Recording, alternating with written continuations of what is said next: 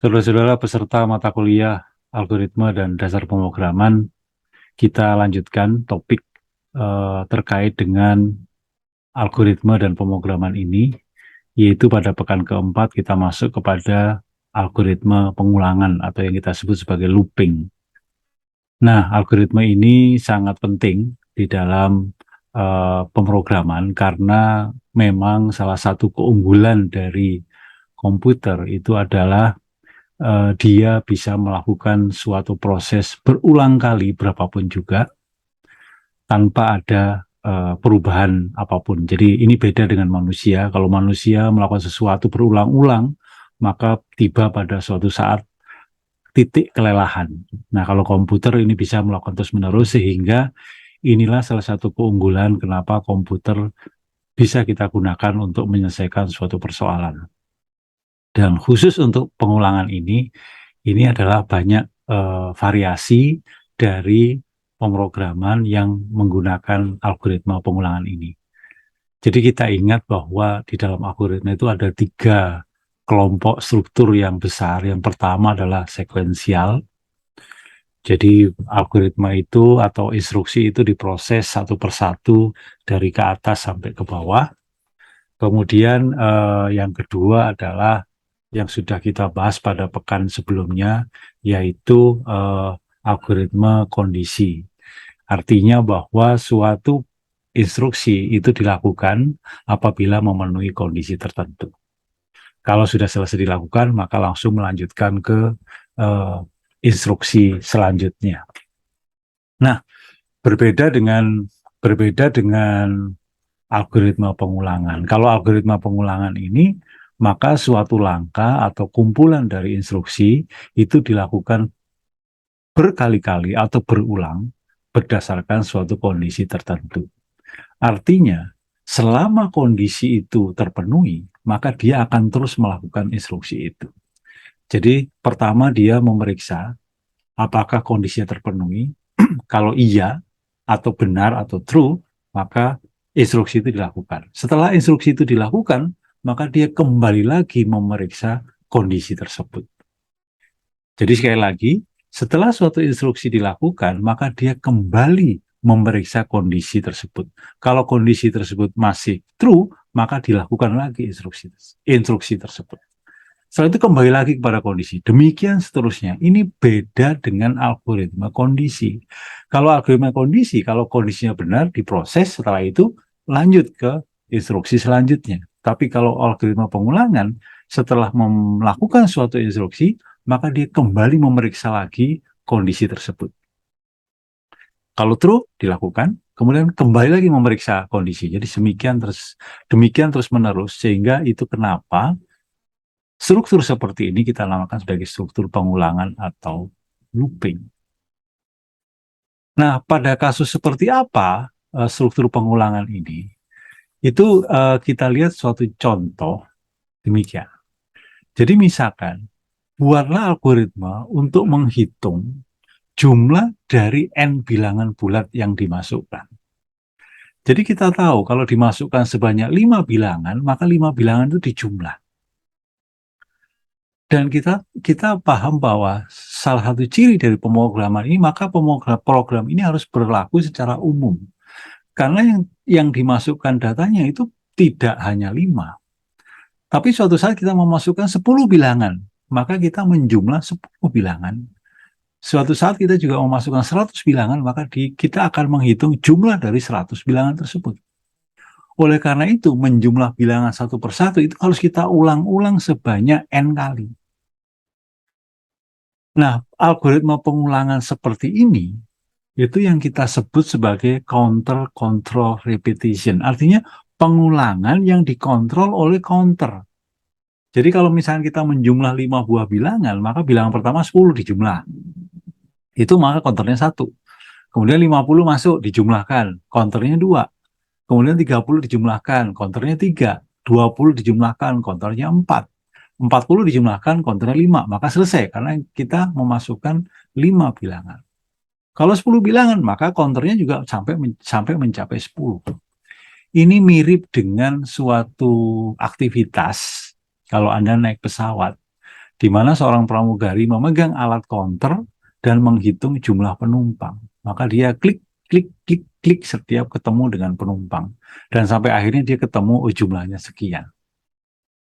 Itu kenapa repetition atau pengulangan ini kita sebut sebagai counter control repetition. Tapi kadangkala kita dihadapkan sebuah problem di mana pengulangan itu kita tidak tahu berapa kali. Kalau tadi kan di dalam counter control repetition itu kita sudah tahu. Oh ini 5 kali 5 bilangan. Oh ini 10 kali karena ada 10 bilangan. Oh ini 100 kali karena ada 100 bilangan. Tapi pada problem yang kedua, misalnya sebagai contoh di sini, buatlah algoritma untuk menentukan rata-rata tinggi dari beberapa tanaman jagung yang diinputkan. Yang diinputkan itu bukan berapa banyak tanaman jagungnya, tapi pokoknya input aja. Dan dia berhenti dengan tanda nilai -1. Jadi data yang dimasukkan itu terus-terusan.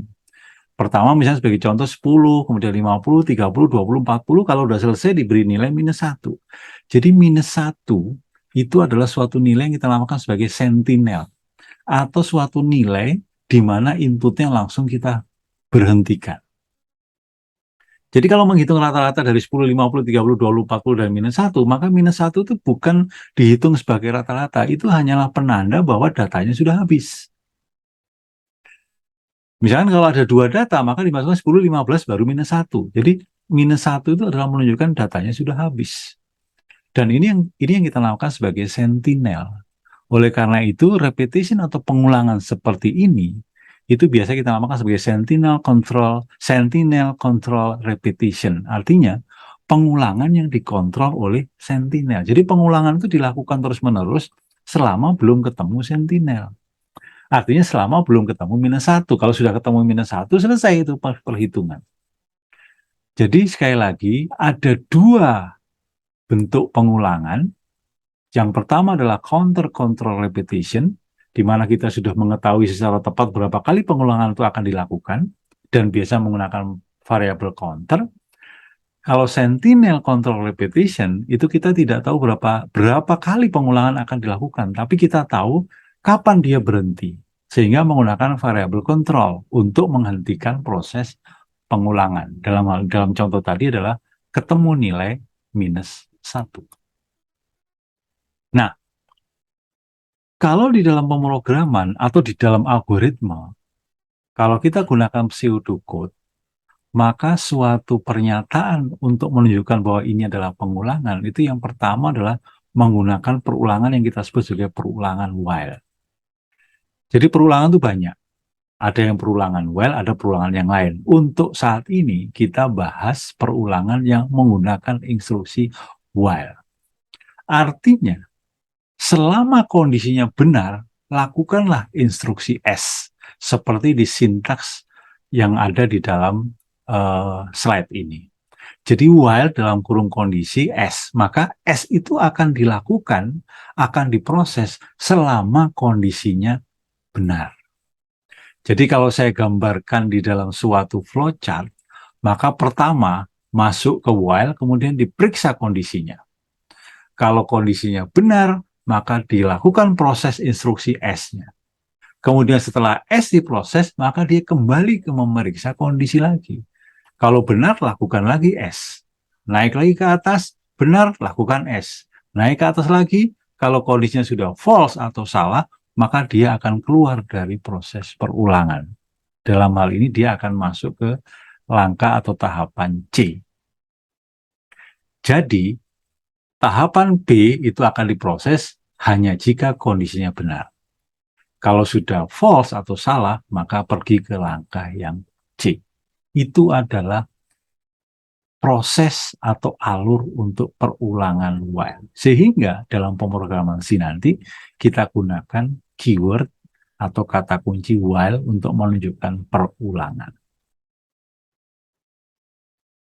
Ini ada contoh. Misalkan buat program untuk menuliskan teks DSIPB sebanyak N baris. Di mana N-nya itu adalah bisa 1 sampai 2 miliar. Jadi kalau dimasukkan N-nya itu 5, maka program akan mencetak 5 baris teks dies IPB. Jadi tentunya ini adalah counter control repetition. Karena kita sudah tahu mau dicetak berapa kali. Kalau 5 kali ya 5 baris. Kalau 100 kali 100 inputnya 100 berarti akan mencetak disk IPB sebanyak 100 baris. Sehingga programnya pertama adalah kita baca N-nya. Mau berapa kali nih dicetak. Kemudian kita buat counternya sama dengan 0. Jadi ini counter kalau orang pramugari mau menghitung penumpang, maka alat itu di-set 0 dulu atau di-reset. Atau dalam pemrograman, counter sama dengan 0 itu biasa kita lakukan sebagai inisialisasi. Jadi kita init nilai counternya sama dengan 0. Kemudian selama counternya kurang dari N, jadi 0 kan masih kurang dari 5, maka cetak dies IPB. Kemudian baru setelah nyetak, counternya tambah 1. Demikian seterusnya, setelah dicek lagi, 1 masih kurang dari N, cetak lagi dies, counternya sekarang diklik lagi, sekarang counternya sama dengan 2. Artinya kita sudah mencetak 2 baris dies IPB. Demikian seterusnya, sampai mencapai 5 baris dies. Ini adalah contoh kalau kita menggunakan counter control repetition. Jadi pertama di-init dulu counternya, kemudian selama counternya kurang dari N, maka dicetak kata dies sebanyak N kali. Pertanyaan saya adalah, kenapa itu counternya kurang dari N, bukan lebih kecil atau sama dengan? Saya kira Anda sudah paham, ini adalah menghitungnya counternya mulai dari 0. Sehingga nanti kalau sudah N sudah counternya adalah sama dengan 5, 5 lebih kecil dari 5 kan tidak, maka dia akan keluar. Jadi ini sebenarnya dia akan mencetak untuk counter 0 sampai dengan 4. Dan itu 5 kali. 0, 1, 2, 3, 4. Jadi 5 kali. Jadi itu kenapa di situ lebih kecil. Bukan lebih kecil atau sama dengan. Itu contoh yang pertama. Sehingga programnya adalah seperti ini. Saya kira menerjemahkan dari program, dari algoritma yang kiri ke dalam ke dalam pemrograman C yang sebelah kanan itu saya kira sudah tidak perlu dibahas lagi karena kita sudah dua pekan menulis program dalam bahasa C. Hanya yang perlu Anda perhatikan bahwa di sini itu ada counter plus plus. Ini adalah increment statement atau instruksi menaikkan nilai satu-satuan. Jadi kalau counternya tadi 0, maka counter plus plus itu adalah statement counter sama dengan counter tambah 1. Jadi counter sebelumnya 0 ditambah 1, maka menjadi 1. Nanti kalau counter plus plus counternya 1, maka 1 tambah 1 menjadi 2. Demikian seterusnya. Itu adalah counter plus plus. Walaupun nanti ada juga namanya plus plus counter. Tapi itu nanti kita bahas pada slide berikutnya. Contoh yang kedua, buat algoritma untuk menghitung jumlah dari n bilangan bulat tadi. Maka ini juga harus kita pelajari. Bagaimana sebenarnya algoritma untuk problem ini? Tentunya kita lihat dulu berapa banyak datanya, 5. Maka kita melakukan proses pengulangan sebanyak 5 kali. Jadi dari contoh 1 tadi, kalau kita melakukan proses pengulangan sebanyak n kali, maka counter sama dengan 0, kemudian while counter lebih kecil n. Maka dia akan melakukan proses sebanyak n kali. Oleh karena itu sama di sini, karena kalau itu 5, berarti proses penjumlahan sebanyak 5 bilangan atau 5 kali penjumlahan, maka kita buat aja sebuah looping, counternya sama dengan 0, kemudian while counter lebih kecil dari n, dilakukan suatu proses tertentu. Itu sebenarnya kerangka dari perulangan sebanyak n kali. Jadi kalau kita sudah tahu nilai n-nya, maka kita lakukan looping sebanyak n kali. Apa yang dilakukan? Pertama kita baca datanya, yaitu 10 kita baca. Kemudian 10 itu kita jumlahkan ke suatu variabel tertentu. Jadi ditampung oleh variabel jumlah. Jadi jumlah pertama nilainya berapa? 0. Jadi kita inisialisasi jumlah itu 0. Baca nilai 10, tambahkan ke jumlah. Maka sekarang jumlahnya 10.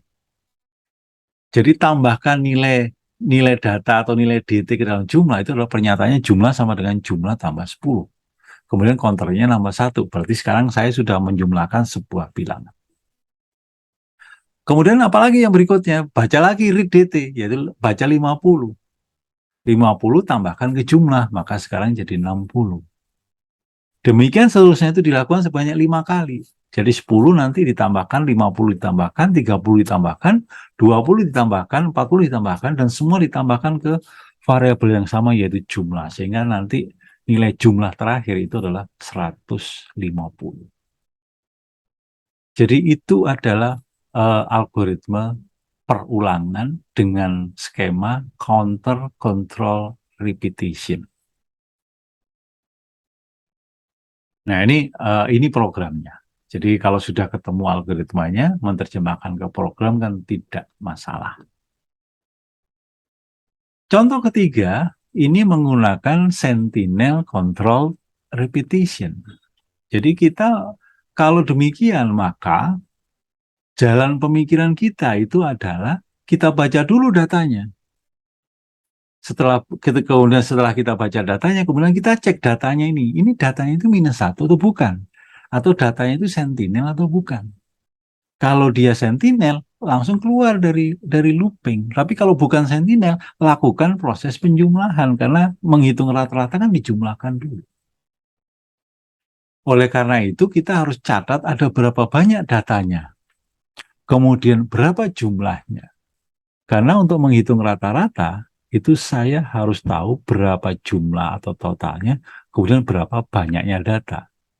Kalau totalnya 150, kemudian datanya sebanyak 5, maka rata-ratanya kan tinggal 150 dibagi 5, yaitu 30. Oleh karena itu, saya harus bisa menghitung berapa banyaknya data dan berapa total jumlah nilai datanya. Oleh karena itu, saya butuh 2 variabel. Yaitu pertama adalah N untuk nanti menyimpan banyaknya data, dan yang kedua adalah variabel jumlah.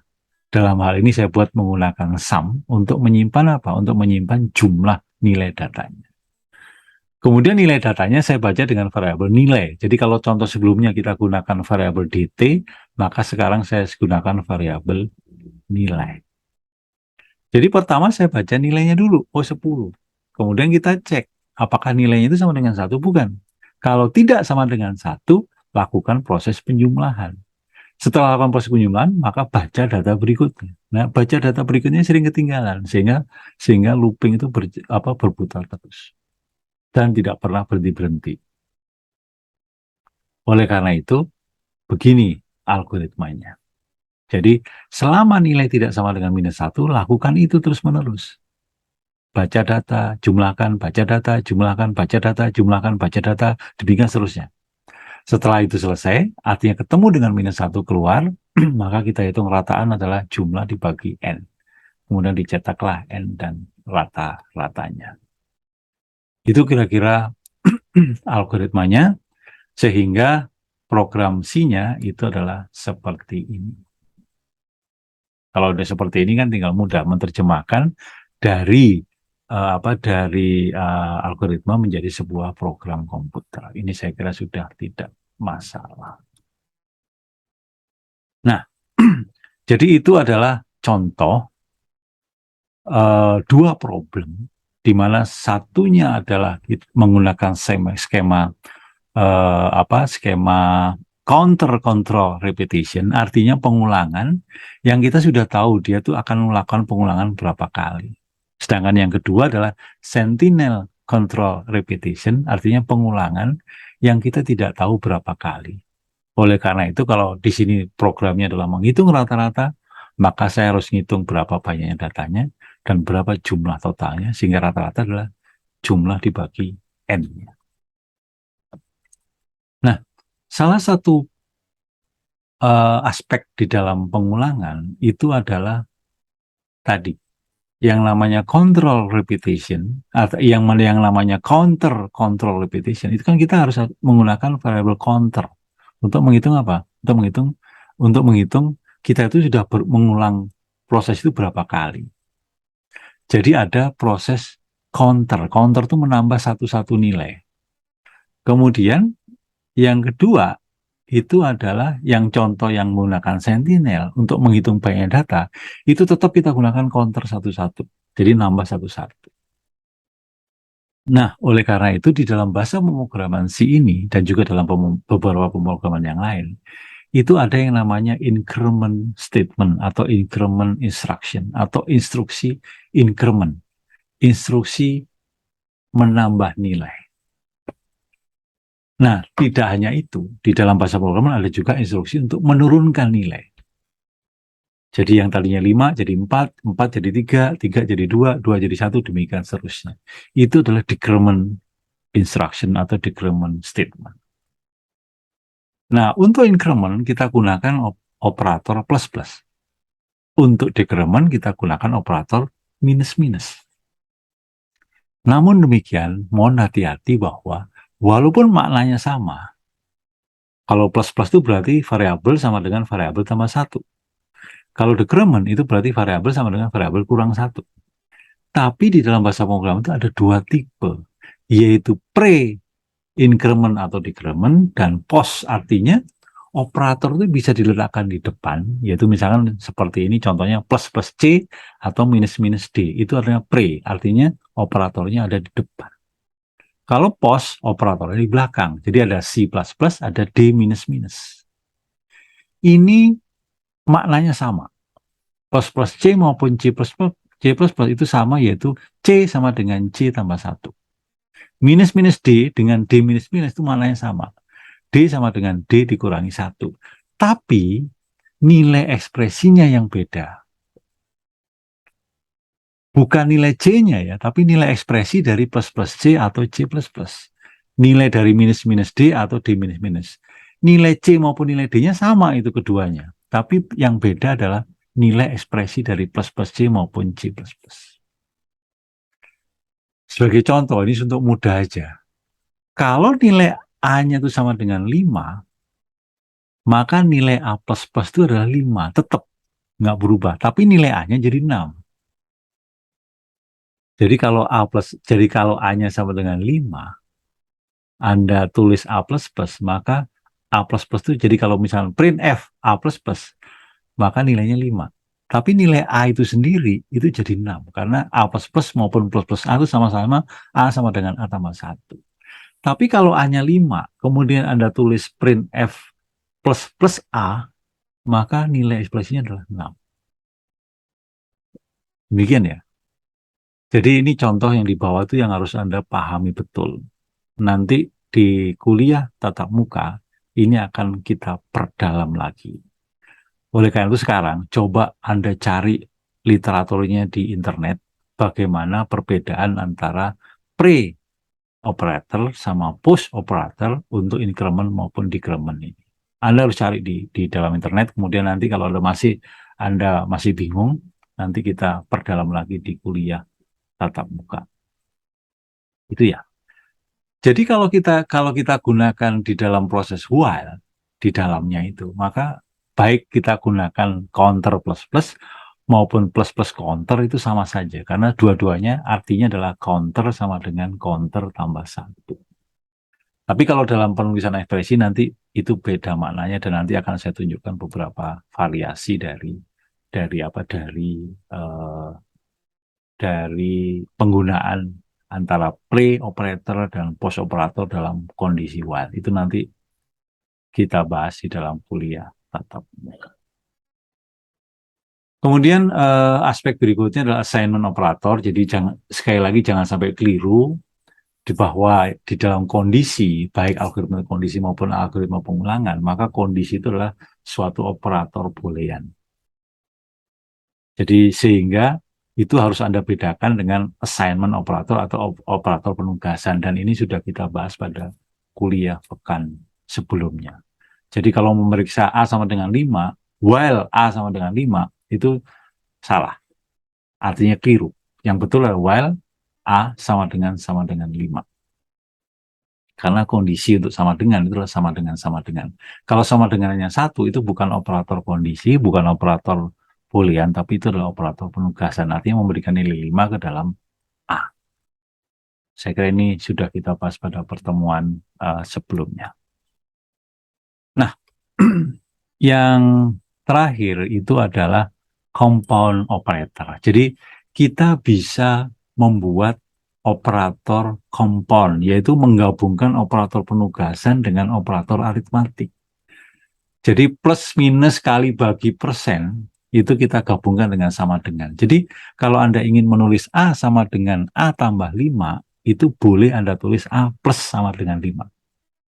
Jadi A plus sama dengan 5 itu maknanya adalah A sama dengan A tambah 5. Ini yang namanya compound operator. Kalau Anda ingin menulis B sama dengan B persen 10, artinya modulo sisa pembagian, maka Anda boleh menulis dipersingkat B persen sama dengan 10. Jadi boleh Anda gunakan yang sebelah kiri, boleh Anda gunakan sebelah kanan. Saya kira itu topik pada pertemuan keempat di dalam algoritma dan dasar pemrograman. Tentunya ini harus Anda simak dan harus Anda pelajari, dan Anda jangan hanya terpaku kepada slide ini. Silakan Anda explore di internet, explore di sumber-sumber lain terkait dengan algoritma perulangan ini. Dan kita masih membatasi dengan menggunakan statement while. Nanti pekan berikutnya kita kembangkan dengan statement-statement yang lain. Saya kira itu. Kemudian untuk lebih memahami ini, ada beberapa latihan yang harus Anda perhatikan dan Anda coba. Sekali lagi, kalau di dalam latihan itu ada soal atau ada problem, tuliskan output dari program berikut. Jangan digunakan komputer untuk menjalankan program ini. Jadi Anda jangan membuka Visual Code, kemudian Anda copy paste program ini, kemudian Anda lihat outputnya. Jangan. Anda harus menggunakan coret-coretan di kertas untuk melihat apa output dari pernyataan ini. Boleh Anda gunakan komputer hanya untuk memeriksa apakah jawaban Anda itu benar atau salah. Kalau salah, coba Anda pelajari lagi kenapa hal itu terjadi. Jadi untuk latihan satu ini, silakan Anda gunakan kertas dan pensil untuk menduga atau untuk menuliskan output dari program. Nah, demikian pula untuk latihan 2. Tuliskan output program ini jika diberikan input data sekian. Nah, clue-nya adalah Anda lihat kalau di sini nilainya besar dan itu ada pengulangan, maka ini pasti ada yang namanya pola tertentu, sehingga Anda nggak harus menghitung satu persatu program ini. Jadi Anda nggak harus menghitung semuanya pengulangan dilakukan. Jadi sebenarnya ini program ini ngapain? Maka dari itu Anda coba dengan angka yang kecil dulu. Setelah itu baru Anda bisa tahu, oh ternyata untuk inputnya 2 juta 5 berapa ini? 25 juta dan 171. Output program ini apa? Itu nanti akan ketahuan. Jadi ini Anda gunakan uh, pilar di dalam problem solving yang sudah dipelajari dalam computational thinking untuk menyelesaikan latihan nomor 2 ini. Dan latihan 3 ini saya kira mirip dengan problem sebelumnya, tapi ini Anda diminta untuk menentukan nilai terkecil dari n bilangan bulat. Jadi kalau ada 5 bilangan, nilai terkecilnya berapa? Jadi contohnya kalau dimasukkan 5 bilangan, ada 150, 30, 20, 40, maka outputnya adalah 20, karena 20 adalah nilai terkecil dari sekelompok bilangan tersebut. Nah, kalau ini baru Anda gunakan komputer untuk menyelesaikan problem ini. Tapi sekali lagi, kalau menulis program, itu Anda harus tuangkan dulu ide Anda itu apa untuk solusi dari problem ini. Nah, solusi itu bisa Anda rancang dalam bentuk algoritma, kemudian nanti diterjemahkan menjadi sebuah program komputer. Itu cara berlatih pemrograman. Jangan langsung ngetik program, langsung include stdio dan seterusnya tanpa kita paham idenya apa. Ide belum ketemu tapi sudah menulis program. Itu sama saja ibarat kalau Anda itu mau ngetik suatu naskah, Anda mau mengarang cerita, Anda tidak tahu apa yang mau dituliskan, tiba-tiba buka Word, terus ngetik, dia bingung, saya mau ngetik apa ya? Maka dari itu pikirkan dulu, saya itu mau menulis cerita apa, Nah, kalau sudah ada bayangan, oh ceritanya begini-begini, maka Anda langsung bisa ngetik. Itu saya kira sama saja di dalam pemrograman, ide solusinya apa, algoritma seperti apa, baru ngetik program. Saya kira demikian topik algoritma pengulangan ini. Sekali lagi, Anda explore di dalam dari sumber-sumber lain untuk bisa lebih mendalami algoritma pengulangan ini. Demikian, terima kasih. Sampai jumpa di kuliah mendatang.